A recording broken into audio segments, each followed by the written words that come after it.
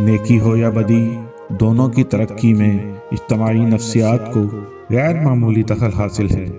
جماعت مل کر بدی کر رہی ہو تو فحش، بے حیائی اور بدکاری کے جذبات ابل پڑتے ہیں، اور جماعت مل کر نیکی کر رہی ہو تو پاکیزہ خیالات اور نیک جذبات کا سیلاب آ جاتا ہے، جس میں بد بھی نیک بن جاتے ہیں، ہاں تھوڑی دیر کے لیے صحیح۔ اجتماعی روزے کا مہینہ قرار دے کر رمضان سے شارع نے یہی کام لیا ہے۔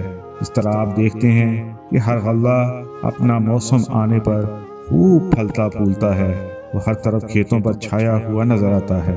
اس طرح رمضان کا مہینہ گویا خیر و صلاح اور تقوی و طہارت کا موسم ہے، جس میں برائیاں دبتی ہیں، نیکیاں پھلتی ہیں، پوری آبادیوں پر خوف خدا اور حب خیر کی روح چھا جاتی ہے، اور ہر طرف پرہیزگاری کی کھیتی سرسبز نظر آنے لگتی ہے۔